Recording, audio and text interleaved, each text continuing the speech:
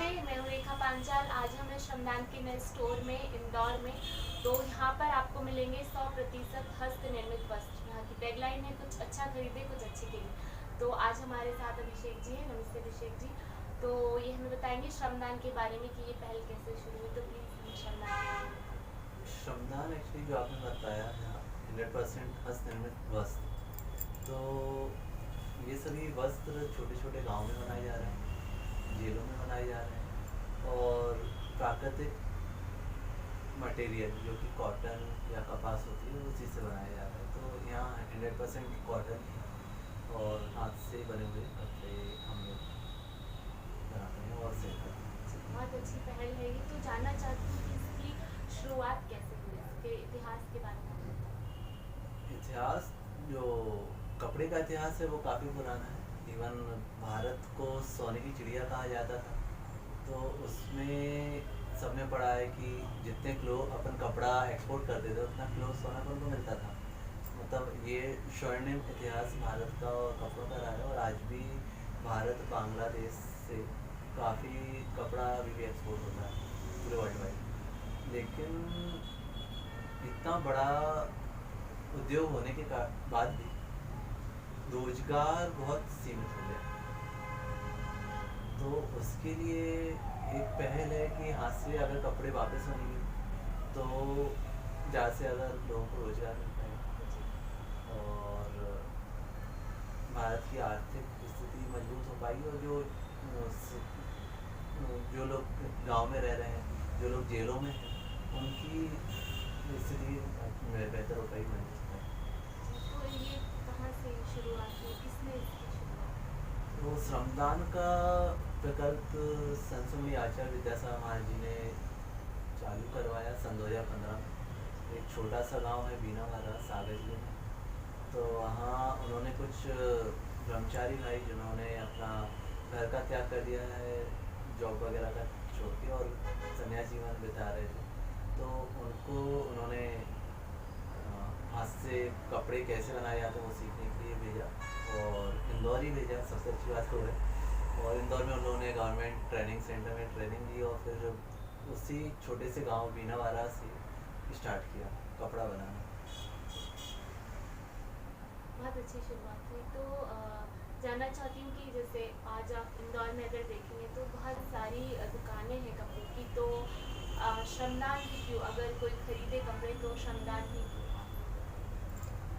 कपड़े की दुकान बहुत सारी है और सेम अपन किराने की दुकान बहुत सारी है और सभी प्रोडक्ट्स। लेकिन आजकल जो एक मैच्योर सोसाइटी है तो वो दूसरे लोगों के बारे में सोच रही है और ऑर्गेनिक और इको फ्रेंडली कपड़े, दवाइयाँ या खाने का सामान जो अपन बोल रहे हैं ऑर्गेनिक पूरा फूड होना चाहिए।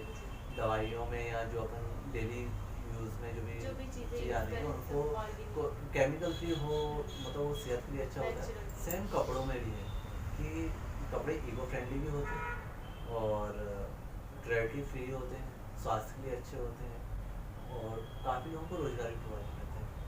लेकिन जो बाज़ार में अभी जो हो रहा है, इवन जो बांग्लादेश वगैरह से भी इम्पोर्ट हो रहा है काफ़ी और मलेशिया से हो रहा है, तो वहाँ वो कपड़ा कितना इको फ्रेंडली है, कितना स्किन फ्रेंडली है और कैसे मतलब एनिमल क्वालिटी भी हो रही है उसके बारे में कोई सोचना। मतलब काफ़ी लोग बोलते हैं लेदर, ये लेदर से जानवरों को मारा जाता है। लेकिन अभी 99.9% लोगों को नहीं पता है कि कॉटन में मटन टेलो नाम का पदार्थ यूज़ किया जाता है, ऐसा मान। तो अधिकतर जो कपड़े आप बाजार से ले रहे हैं वो क्रुएल्टी फ्री नहीं है। मतलब बाजार से हम जो कॉटन खरीदते हैं उसमें भी एनिमल एनिमल का फैट है। हाँ, मतलब इसके बारे में कोई बहुत मेंशन सारे नहीं करते लोग हैं। और इवन आपने अहिंसक क्लॉथिंग हम लोग इसको बोलते हैं, और काफ़ी जो वीगन लोग हैं तो वो लोग वीगन क्लॉथिंग भी आजकल बहुत ज़्यादा वर्ड चर्चित में है। तो वीगन क्लॉथिंग क्या होता है जिसमें किसी प्रकार की क्वालिटी नहीं, वो वीगन क्लॉथिंग है। सेम वही अहिंसक, मतलब हिंदी में अपन बोलें तो उसका अहिंसक क्लॉथिंग। तो वो एक विकल्प है प्लस इको फ्रेंडली, क्योंकि आज की डेट में आप काफ़ी सुनने में आया होगा कि कार्बन फुटप्रिंट्स, वाटर फुटप्रिंट, आप कोई भी एक जूता खरीदते हैं, आप कोई भी एक पैंट शर्ट कुछ भी खरीदा आपने, तो उसको बनाने में कितना कार्बन निकला है, कितना ज़्यादा पानी यूज़ हुआ है।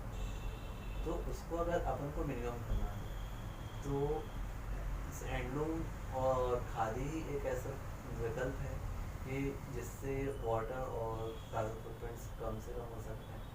जो रोज़गार मिलता है उसका तो कोई ऑप्शन ही नहीं है, क्योंकि जहाँ एक मशीन 10,000 मीटर से ऊपर का कपड़ा बना सकती है एक दिन में, वहीं एक आदमी हाथ से कपड़ा बनाएगा तो 10 मीटर बनता है। तो आप सीधा सीधा 1,000 आदमी का रोज़गार छीन रहे हैं। और कॉस्टिंग बहुत ज़्यादा फर्क नहीं आता है, क्योंकि आप ब्रांडेड कपड़े में जाएंगे, अच्छा जो प्योर कॉटन में देखेंगे और जो डिजाइंस हैं, तो बहुत ज़्यादा फर्क नहीं है। इवन ब्रांडेड से अपन का कॉस्टिंग कम ही पड़ता है, क्योंकि डायरेक्ट बुनकर से हम लोग बनाते हैं और यहाँ आपके पास सेल करने आते हैं। जी। तो मतलब यहाँ जो भी कपड़े बनाए जाते हैं उसमें नेचर को भी ध्यान में रखा जाता है कि नेचर को भी कोई नुकसान ना जी। पहुँचे। तो ये जो नेचुरल 100% कॉटन के कपड़े बन रहे हैं, तो मैं जानना चाहती हूँ कि इन्हें कौन बना रहा है और ये कहाँ पे बन रहे हैं? ये सभी कपड़े भारत के छोटे छोटे गांव में बन रहे हैं और जेलों में बन रहे हैं, आदिवासी क्षेत्रों में बन रहे हैं। तो इनिशियली अगर हम जेलों से स्टार्ट करें तो Mathura jail, Tihar jail, Agra jail, Banaras jail, Mirzapur jail, Sagar jail, और इसके साथ गांव की बात करें तो बीनावाड़ा, कुंडलपुर, गाँवनगर, ऐसे मतलब करीबन 7 राज्यों के बहुत सारे गाँव में ये प्रकल्प चल रहा है। और इससे अभी लगभग 1800 से ऊपर बुनकर तैयार हुए हैं और वो लोग अभी कपड़ा निर्माण कर रहे हैं। और ये पहल मतलब जितना ज़्यादा लोग इसको पसंद करेंगे, इसका यूज़ करेंगे, तो बैकग्राउंड में उतने ही लोगों को डायरेक्ट रोजगार मिलेगा। बहुत ही अच्छी बात है कि इसकी वजह से बहुत सारे लोगों को रोजगार मिल रहा है जो अपने गांव में जी, काम कर रहे क्योंकि गांव में एक्चुअली होता है कि मतलब आपके पास ऑप्शंस कम रहते हैं, खेती करना है या गांव के जो लोग हैं उनको रोजगार के लिए अपने शहर आना पड़ता है। काफ़ी लोग मजदूरी भी करते हैं, क्योंकि गांव की जो शिक्षा है वो बहुत अच्छी नहीं होती है। काफ़ी लोग 10th पास भी नहीं होते हैं या 8th पास भी नहीं होते हैं, तो उनको कुछ वाइट कॉलर जॉब नहीं मिल पाता कभी भी। तो उन लोगों को सिर्फ मजदूरी या इसी टाइप के वर्क मिलते हैं, और अगर उनको माइग्रेट होकर शहर शिफ्ट होना पड़ता है तो मतलब जो उनको मिलता है 5,000 10,000, वो यहाँ भी बहुत अच्छी लाइफ स्टाइल नहीं जी पाते हैं और अपने गांव में भी अपने फैमिली और पेरेंट्स की अच्छी से लेकर देखभाल नहीं कर पाते हैं। तो इस प्रोजेक्ट का है कि वो अपने गांव में रहकर अपने परिवार का बहुत अच्छा निर्माण कर सकती है। इवन गांव में रहकर लोग 20,000 25,000 40,000 रुपये तक एक व्यक्ति अर्न कर रहा है इसके माध्यम से। तो इससे बड़ा कोई प्रकल्प नहीं हो सकता है कि वो अपना खेती भी करता है, साथ में अपने परिवार की जिम्मेदारी अच्छे से निभा सकता है, और घर पे बैठ के वो अपना हथकरघा चला के और वस्त्र बना रहा है जो कि डायरेक्ट आपके पास तक पहुँच रहा है। साथ ही साथ जेलों में कि कोई व्यक्ति है वो जेल पहुँच गया किसी कारणवश गलती से, या मतलब हो जाता है, सबसे गलतियाँ होती हैं, और उसको सुधरना है और उसको अपनी फैमिली को ही सपोर्ट करना है, तो जेल से रह के वो कैसे सपोर्ट कर सकता है। तो जेलों में हम गुरुजी के आशीर्वाद से हथकरघा चालू है, और वो लोग अब पूरा वस्त्र हाथ से बना के हथकरघा से और हम लोग तक पहुँचाते हैं और हम आप तक पहुँचाते हैं। तो और जो भी उनका जो वेतन है उनकी फैमिली के अकाउंट में डायरेक्ट जाता है और उनकी फैमिली काफ़ी अच्छे से निर्वाह कर पाती है, क्योंकि जनरली जो व्यक्ति जेल में है उसको सपोर्ट करने वाला उसकी इमीडिएट फैमिली भी नहीं रहती है, सोसाइटी बिल्कुल नहीं करती, क्योंकि उसको हमेशा कोई क्रिमिनल की दृष्टि से देखता है। और जब वो व्यक्ति जेल से निकल भी जाता है उसके बाद भी उसको क्रिमिनल दृष्टि से ही सोसाइटी देखेगी, तो उसको ना कोई रोजगार प्रोवाइड कर रहा, वापस उसको क्राइम फील्ड में जाना पड़ता है। इनिशियली वो छोटा सा कुछ क्राइम किया हो, लेकिन फिर उसको सोसाइटी लाइफ टाइम फोर्स करती है कि आप क्रिमिनल ही रहो। तो हैंडलूम और खादी एक ऐसा उपाय है उनके लिए कि जब वो जेल से आ जाते हैं तो भी वो अपना प्रोडक्शन करते रहेंगे, उनको पैसा व्यवस्थित मिलता रहेगा, वो वापस क्रिमिनल की तरफ नहीं जाएंगे, क्योंकि बाई चॉइस कोई भी क्रिमिनल नहीं बनना चाहता। जो परिस्थितियाँ हैं वो बना देती हैं, ठीक है कोई बात नहीं, लेकिन उनको अगर सुधारने का मौका मिले, सोसाइटी को सुधारने का मौका देती है, तो इससे अच्छा ट्रिपल कुछ नहीं हो सकता। जी। तो श्रमदान की वजह से बहुत सारे ऐसे लोग जो जेल में हैं बट उन्हें अपने जीवन की दिशा परिवर्तित करने का एक मौका मिलता है और ये बहुत ही अच्छी बात है। आई थिंक इससे अच्छी बात हो नहीं सकती। तो जो श्रमदान से हम कपड़े खरीद रहे हैं जो कि 100% हस्त निर्मित है, तो कैसे ये हमारे स्वास्थ्य के लिए अच्छे हैं अगर हम कंपैरिजन करें बाहर के मार्केट के कपड़े और यहाँ के, तो क्या इससे हमें फायदे हैं स्वास्थ्य के लिए? स्वास्थ्य और कपड़ों का बैलेंस वैसे ही है जैसे आयुर्वेदिक और ह्यूमन बॉडी का, क्योंकि आयुर्वेदिक 100% नेचुरल है, सेम हम 100% नेचुरल कपड़े पहनते हैं, वो कि सिर्फ कॉटन है, सिल्क भी अपन नहीं बोल सकते। इवन जो अभी मार्केट में काफ़ी सिंथेटिक कपड़ा अपन सुनते हैं कि क्या है सिंथेटिक है, इवन लोग 100% कॉटन के नाम से भी सिंथेटिक कपड़ा अपन को दे रहे हैं। वो सिर्फ पहचान करने वाले हैं, उसकी बहुत छोटी सी पहचान है, आप उसको जला के देखिए, अगर वो जल के प्लास्टिक जैसा जल रहा है तो सिंथेटिक है, और अगर पूरा वो हो जाता है जल के राख टाइप का हो जाता है उनको सॉफ्ट, तो 100% कॉटन। तो कॉटन सबसे पहले इको मतलब प्राकृतिक है, तो अपन की बॉडी जल्दी उसको मतलब अपन की बॉडी को प्राकृतिक चीज़ों की ज़रूरत है, क्योंकि इसमें जो अपनी बॉडी के सबसे पास है वो वस्त्र ही है, और डेली में आप जो पहनेंगे, क्योंकि अपनी बॉडी में गर्मी में पसीना आएगा तो उसको सबसे अच्छा एब्जॉर्ब कर पाएगा कॉटन। इवन ठंडों में भी जो अपने ठंड लगती है तो कॉटन में वो विशेषता रहती है, और इसमें जब हैंडमेड कॉटन रहता है या हैंडमेड फैब्रिक रहता है तो उसमें जो धागों की दूरियां बोल सकते हैं, जो कि मशीन से जब बनता है तो वो बहुत ज़्यादा टाइट हो जाते हैं, सुपर टाइट हो जाते हैं, तो उसमें ब्रीथिंग कैपेसिटी नहीं रहती, मतलब हवा आर पार नहीं हो पाती। तो जब आपकी हवा कपड़ों से आर पार होगी तो वो स्वास्थ्य के लिए लाभदायक है। इवन अभी काफ़ी डॉक्टर्स बच्चों की सजेस्ट कर रहे हैं कि आपको स्किन डिसीजेस वगैरह हो रहे हैं और बच्चों को और भी दिक्कत होती है, तो प्योर कॉटन और हैंडमेड क्लॉथिंग का या खादी का और नेचुरल कलर फैब्रिक का भी डॉक्टर्स भी बता रहे हैं, क्योंकि वो प्राकृतिक अनुकूल भी है और आपकी बॉडी तभी स्वस्थ रह पाएगी या आप इसकी डिसीजेस से बच पाएंगे जब आप इको फ्रेंडली क्लॉथिंग पहनेंगे। तो जो श्रमदान नाम है ये बहुत ही यूनिक है, और जैसा हमें समझ में आता है कि श्रम मतलब परिश्रम है, हार्डवर्क है, बट इसमें दान कैसे कनेक्ट करता है और क्या इसके पीछे की कहानी है श्रमदान नाम? श्रमदान नाम भी गुरु जी ने दिया, आचार्य श्री विद्यासागर महाराज जी ने दिया, और काफ़ी मतलब जो बड़ी बड़ी मार्केटिंग एजेंसीज जो नाम नहीं दे सकती उन्होंने सिर्फ कुछ पल के विचार में दे दिया। तो दान इसलिए क्योंकि इसका जो पूरा मैनेजमेंट है वो सभी सन्यासी, और उन्होंने अपना घर का त्याग कर दिया, वो कोई फीस नहीं दे रहे, तो जो आप प्रोडक्ट खरीद रहे हैं तो उसका डायरेक्ट बेनिफिट बुनकरों को मिल रहा है, क्योंकि मैनेजमेंट हमारा पूरा है, वो फ्री ऑफ कॉस्ट अपनी सेवाएं दे रहा है, सेवा कर रहे हैं। वो सिर्फ सेवा दे रहा है, और इवन जो इंफ्रास्ट्रक्चर है वो भी पूरा दान में मिल रहा है हम लोगों को। तो इसलिए इसको श्रमदानी बोलेंगे, क्योंकि आप डायरेक्ट पैसा जो है, तो क्योंकि आप बाहर बाजार से भी खरीद सकते हैं मशीन वाला, लेकिन जब आप इस प्रोडक्ट को खरीदेंगे तो आप किसी के बारे में सोच रहे हैं, किसी मतलब जैसे अपन भोजन देने के लिए सोचते हैं, दवाई देने के लिए सोचते हैं, लेकिन आपने उनको रोजगार देने का सोचा है कि आप ये वस्तु खरीदेंगे उनको रोजगार मिलेगा, और जब रोजगार के थ्रू उसके पास पैसा आएगा तो बाकी सब वो भोजन, दवाइयाँ, कंबल, इवन घर वगैरह सब कुछ अपना फैसिलिटी कर सकते हैं। तो इसलिए श्रमदान अपने आप में काफ़ी अच्छा नाम है।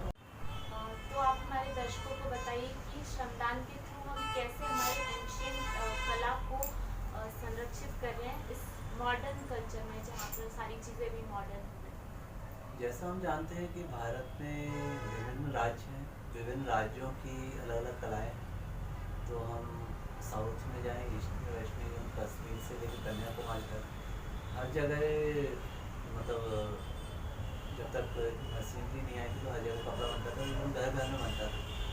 और हर लोगों ने, गुजरात में अलग पैटर्न, इवन आसाम में अलग है, उड़ीसा में अलग है और केरला में अलग है। तो उन सभी कलाओं को संरक्षित किया जा रहा है कि वहाँ किस तरह का कपड़ा बनता था, किस तरीके की साड़ियाँ बनती थी, और उनको बचाना भी। जैसे हम कीचड़ की बात करें, और जरदोजी का भी हमारे पास कीचड़ में, मतलब पहले पूरा धागा हाथ से रंगा जाता है, फिर उसके बाद बुनाई होती है।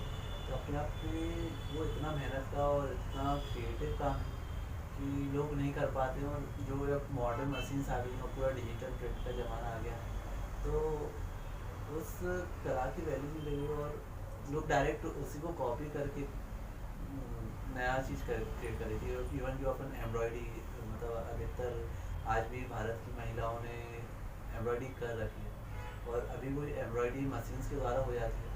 तो जिस कला को करने में कई दिनों लग जाते हैं, तो मशीन्स कुछ मिनट में करके आपको वो पूरा प्रोवाइड करती है। और सब कुछ कंप्यूटर या सब कुछ मशीन्स के को सौंप देना, मतलब वो होगा कि अपन ने सिर्फ जो एक्चुअल पेंटिंग है उसको करना हम लोग भूल जाएं, और सिर्फ प्रिंट आउट निकाल के और बहुत ये अच्छा बहुत ही समझे। अच्छा उदाहरण है। तो कला वैसे ही संरक्षित होगी कि उसका जो ओरिजिनल फॉर्म है उसको प्रिजर्व किया जाए। और वो हमारे यहाँ हम लोग कर रहे हैं कि पूरा हाथ से धागा बनता है, उन धागों को हाथ से रंगाई किया जाता है, रंगाई करने के बाद हथकरघा के थ्रू पूरा कपड़ा बुना जाता है।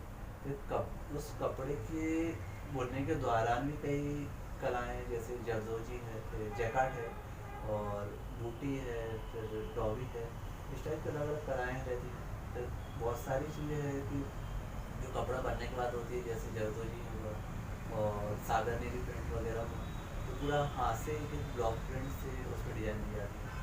तो इसमें श्रम भी लगता है, कला भी बचती है, और वो मेहनत जो है वो उसमें दिखती है कि हाँ, क्योंकि आप मशीन्स का कभी भी देखेंगे तो वो एकदम फाइन रहती है। मतलब आपने जो लाइन खींची वो थोड़ा सा मिस्टेक रहेगा, ऊपर नीचे रहेगा, लेकिन जो मशीन लाइन खींचेगी वो एकदम सीधी रहेगी, परफेक्ट रहेगी, उससे कुछ नहीं रहेगा। तो वही है, मतलब जो कला की कदरदान है वो इस चीज़ को पसंद करते हैं। इवन भारत से ज़्यादा अभी विदेशों में ये सब चीज़ पसंद कर रहे हैं, क्योंकि उन लोगों ने ये सब किया नहीं है, देखा नहीं है, सुना नहीं है।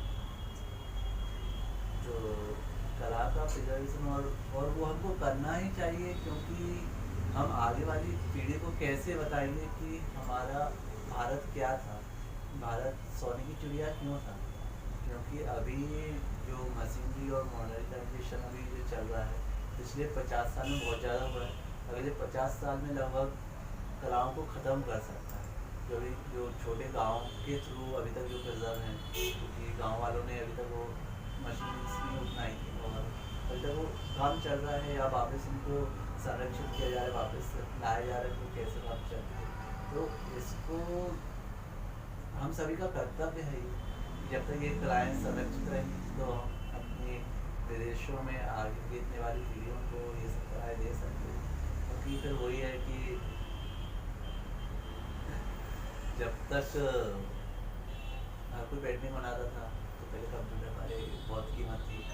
कोई कंप्यूटर से प्रिंट आउट निकाल के देता है 1 मिनट में, तो हैंडमेड पेंटिंग्स की बहुत ज़्यादा कीमत है, करोड़ों रुपए में मिल रही है। और सेम मोनालिसा का प्रिंट आउट आप 1000 में निकाल लें, लेकिन जो मोनालिसा की एक्चुअल पेंटिंग है उसका आप कॉस्ट नहीं निकाल सकते। तो सेम ये आर्ट है, और आर्ट को आर्ट की तरह देखें, संरक्षित करें, तो इससे अच्छी कुछ चीज़ नहीं हो सकती हमारे भारत की संस्कृति को बचाने के लिए। बहुत ही अच्छी पहल है। तो श्रमदान में जहाँ पर आपको 100% हस्त निर्मित वस्त्र मिलेंगे, जहाँ पर बहुत सारे लोगों को जो गांव में है उन्हें रोजगार मिल रहा है, जो कि आपके स्वास्थ्य के लिए जो कपड़े हैं बहुत ही अच्छे हैं, और हमारी कला को संरक्षित करने का एक काम हो रहा है यहाँ पर। तो मेरा पर्सनल अनुभव है कि मैं पिछले 3 महीने से घूम रही थी इंदौर में, और इस जगह पर आकर मेरी सर्च ख़त्म हुई है। तो आप कपड़े को फील कर सकते हैं, बहुत ही अच्छा है, और उसमें इमोशंस जुड़े हुए हैं उस कपड़े के साथ, वो मैं फील कर सकती हूँ। तो अगर आप कंट्रीब्यूट करना चाहते हैं तो प्लीज़ आप इंदौर में इस स्टोर को विजिट कीजिए। और मध्य प्रदेश में कहाँ पे और है ये स्टोर, इनके आप अगर डिटेल्स हमारा पहला जो विक्रय केंद्र है वो भोपाल से चालू हुआ था, उसके बाद फिर खजुराहो में काफ़ी बड़ा स्टोर है, और फिर कुंडलपुर, अशोक नगर, अभी जबलपुर और ये चालू होने वाला है, सागर में चालू हो चुका है। इसके अलावा महाराष्ट्र मुंबई में चालू होने वाला है, और अभी काफ़ी स्टोर्स आने वाले हैं। लोग काफ़ी पसंद कर रहे हैं इसको, और जब तक जितने ज़्यादा लोगों तक पहुँचेगा तो रोज़गार भी उतना ही ज़्यादा मिलेगा। और रोज़गार के लिए मैं बार बार इसलिए पॉइंट आउट कर रहा हूँ क्योंकि जनरली आप किसी से भी कहीं मतलब हैंडलूम वाला कपड़ा बहुत सारे लोग देते हैं, प्योर कॉटन भी दे सकते हैं, हैंडमेड भी देते हैं, खादी भी देते हैं, लेकिन आप जो पैसा दे रहे हैं, आपने जो एक्चुअल कॉस्ट पे किया है, तो उसमें से कितना कॉस्ट एक्चुअल पर्पस जो मेन पर्पस है रोज़गार, उसमें कितना जा रहा है। तो हमारा जो संस्थान का मॉडल है उसमें मैनेजमेंट कॉस्ट जीरो है, इंफ्रास्ट्रक्चर कॉस्ट जीरो है। तो आप जो पे कर रहे हैं वो सिर्फ बेकिंग कॉस्ट और रॉ मटेरियल कॉस्ट का ही पे कर रहे हैं। तो डायरेक्ट मतलब आपका एक जो काफ़ी बड़ा परसेंटेज है वो एक गरीब समुदाय को जा रहा है जिनको उस पैसे की ज़रूरत है। तो इसलिए बार बार मैं रोज़गार और श्रमदान की बात करता हूँ कि आपका जो पैसा है वो सही जगह पे जाए, ना कि आपने जो पैसा दिया है वो बड़े आदमी को और बड़ा बना दे, और जो गरीब आदमी है तो उसको पैसा ही नहीं मिले, मतलब 100 रुपये 200 रुपये पर डे भी मिल रहा है, तो उससे उसका निर्वाह नहीं हो सकता। वो अल्टीमेटली और कुछ उसको काम मिलेगा, कम मेहनत का भी मिल जाएगा, और वो उसमें मूव ऑन हो जाएगा, और ये ना कला संरक्षित कर पाएगी और ना आपको एक अच्छा प्रोडक्ट मिल पाएगा। क्योंकि ये श्रम शोषण जो हम लोग बोलते हैं, यहाँ इंग्लिश में बोलते हैं कि एक्सप्लॉयटेशन करना, तो आजकल मतलब बहुत सारा वर्ग है जो नहीं करना चाहता, लेकिन जो बिजनेस वर्ग है और हर कोई चाहता है कि कम से कम कॉस्ट में कपड़ा मिले, कम से कम कॉस्ट में हर चीज़ मिले। तो उसका कॉस्ट मतलब कोई बिजनेसमैन भी नहीं करता, वो आप करते हैं। अगर कोई आप खाना खा रहे हैं तो अगर आप कम कॉस्ट में ले रहे हैं तो उसमें केमिकल्स प्रिजर्वेटिव्स डाल के दिए जाएंगे, या उनको कॉस्ट कम करने के बहुत सारे विकल्प हैं। सेम इसमें कि अगर आप कॉस्ट कम दे रहे हैं इसी चीज़ का और व्यवस्थित नहीं दे रहे हैं, तो मतलब जो एक्चुअल वर्ग है उसको 100-200 रुपये मिला तो कोई फ़ायदा नहीं।